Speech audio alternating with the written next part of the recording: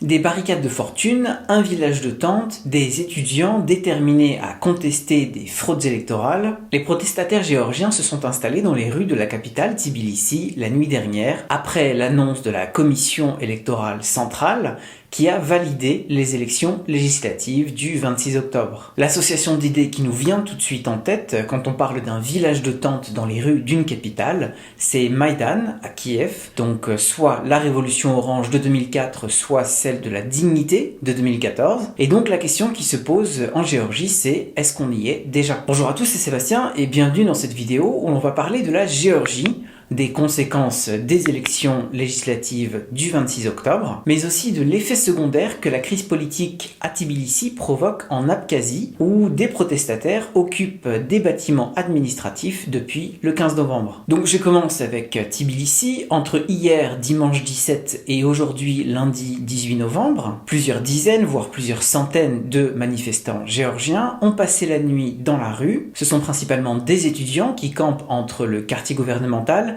le bâtiment de la commission électorale centrale et l'université d'État de Tbilissi. Ils ont campé soit à même le sol, soit dans des tentes de randonnée, mais on voit déjà aujourd'hui que le campement s'organise vite. On voit un stand pour des boissons chaudes et aussi des barricades qui sont faites de bancs, de containers à poubelles et de sacs de sable. Et donc ce sont les fondations d'un village de protestataires qui peut tout aussi bien durer pendant plusieurs semaines ou être démantelé en quelques heures. Ce que les protestataires demandent, c'est l'invalidation des élections parlementaires du 26 octobre et la tenue d'un nouveau scrutin. Parce que selon les résultats officiels, le parti au pouvoir, le rêve géorgien de l'oligarque Bidzina Ivanishvili, a remporté une majorité claire avec environ 54% des voix, alors qu'une alliance de partis d'opposition a remporté un peu moins de 38%. Et cette opposition, donc, elle dénonce des fraudes massives, je vais y revenir. Elle a déposé plus de 1000 recours en justice, qui ont tous été rejetés par différents tribunaux, ce qui fait que la commission électorale centrale a validé les résultats des élections le 16 novembre. Et à cette occasion, d'ailleurs, on a vu un membre de l'opposition asperger le chef de cette commission avec de l'encre noire, et donc en référence à une des fraudes qui est dénoncée. Le 17 novembre, donc hier, une grande manifestation s'est tenue à Tbilissi et elle a donné lieu à l'établissement de ce petit camp de fortune. Alors, est-ce que ça a le potentiel de durer? Eh bien, la balle, pour l'instant, elle est vraiment dans le camp des protestataires, puisque le gouvernement a pris le parti d'ignorer les manifestations jusqu'à présent, et donc tout dépend vraiment de la détermination des manifestants. La présidente Salomé Zourabichvili, elle est passée ce soir, et elle a appelé à continuer la lutte. Elle a répété qu'elle ne reconnaîtra pas les résultats de ces élections. Pour elle, le scrutin a été manipulé de A à Z par la Russie. Ça, je vais y revenir. Mais déjà, on peut s'arrêter sur les fraudes. Alors, il y a une série qui a bel et bien été avérée, qui a été documentée en vidéo, qui a été rapportée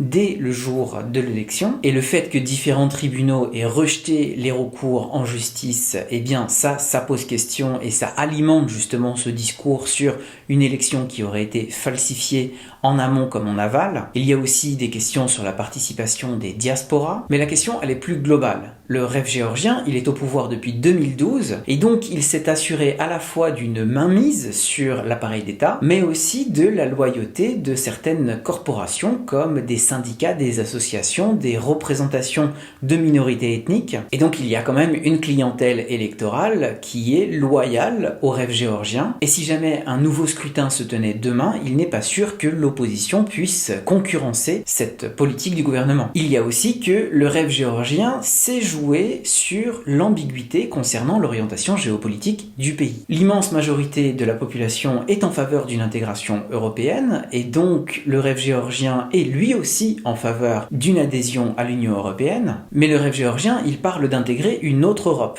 avec d'autres valeurs que celles actuellement incarnées par l'Union européenne. Et ce n'est d'ailleurs pas une surprise si jamais Viktor Orban s'est précipité à Tbilissi donc au lendemain des élections législatives pour féliciter l'oligarque Bidzina Ivanishvili. Concernant la relation avec la Russie, le travail, eh bien, il s'est opéré au fil de longues années pour préparer l'opinion public un rapprochement avec Moscou. Mon collègue Régis Janté, qui est correspondant à Tbilissi, eh bien, il explique ça très bien dans cette vidéo là-haut. Et ça, c'est un projet mené personnellement par l'oligarque Bidzina Ivanishvili, qui a des liens plus qu'intimes avec la Russie. Donc oui, la main de Moscou, elle est visible dans cette élection, mais ce n'est pas que de l'ingérence électorale directe, c'est aussi bien plus subtil que ça, à travers l'économie, l'énergie, le tourisme ou encore les discours historiques. Et puis les questions sur l'orientation géopolitique de la Géorgie, elles sont évidemment liées à la guerre en Ukraine. Il y a beaucoup de gens en Géorgie qui se disent que voter pour un parti donc estampillé comme pro-russe, eh bien ça peut préserver la Géorgie de la guerre, ce qui a des justifications plus ou moins sensées, mais aussi il faut voir que quand on parle d'orientation géopolitique, eh bien les Occidentaux, ce sont presque les grands absents de cette situation en Géorgie, puisque dans le contexte de la guerre en Ukraine, ils ont quasiment lâché cette rive orientale de la mer Noire. Après les élections parlementaires, les Européens ont demandé une enquête, les Américains ont gelé des fonds d'assistance, mais vraisemblablement ça n'ira pas beaucoup plus loin. La Turquie est aussi très impliquée en Géorgie, mais là on ne parle pas vraiment d'un modèle d'intégration géopolitique, on parle principalement d'investissement et de business. En tous les cas, c'est intéressant de voir que parmi les conséquences indirectes de cette crise électorale à Tbilissi, eh bien il y a des remous à Sukhumi, donc c'est la capitale de la République autoproclamée d'Abkhazie, une région de Géorgie qui a fait sécession après une guerre en 1993, soutenue par la Russie, et depuis les années 1990,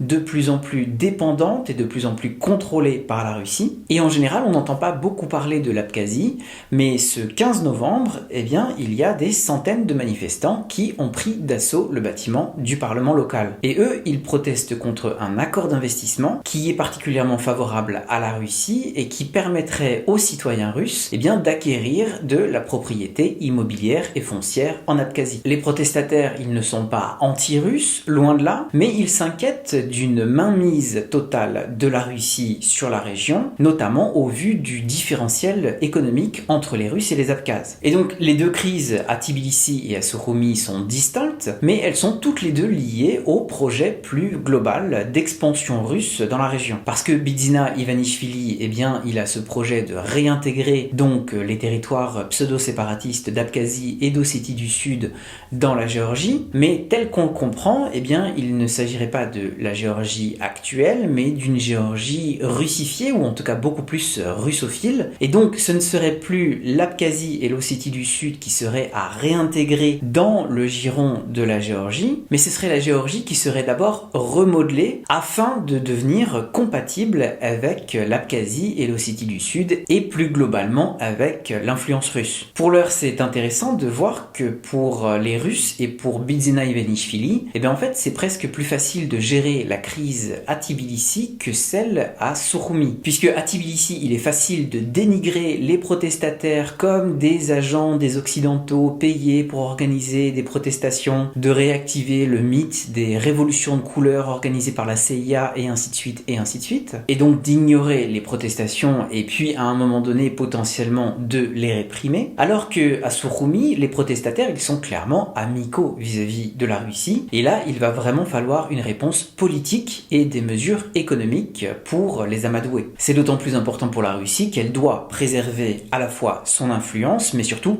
la stabilité de cette rive orientale de la mer Noire, sachant que en Abkhazie, elle est en train de construire une base navale pour compenser le fait qu'elle ne peut plus utiliser ces bases navales de Crimée. Pour finir cette vidéo, je veux revenir à Tbilissi avec cette question de savoir si ce village de protestataires peut se transformer en un mouvement structuré et de long terme. Parce qu'il faut voir que pour l'instant, c'est quand même assez timide, que l'opposition est divisée et assez faible, que l'hiver commence et que dans ce contexte, il faut vraiment être très motivé pour rester dans la rue et formuler des exigences politiques alors qu'on se heurte au mur de l'exécutif et que cet exécutif, il dispose de tous les instruments du pouvoir pour faire pression sur l'opposition et sur la société civile, notamment à travers la très récente loi sur les les agents de l'étranger, j'avais tout expliqué ici, et que tout cela peut très vite se transformer en répression policière et en arrestation d'opposants. Et donc, s'il n'y a pas de perspective politique, qu'il y a des pressions policières et qu'en plus de ça, il fait très froid, eh bien, ces manifestations de rue, elles pourraient très bien ne pas durer. D'autant plus que les protestataires, ils ont d'autres occasions de s'exprimer, puisqu'il va y avoir des élections présidentielles, donc par voie parlementaire,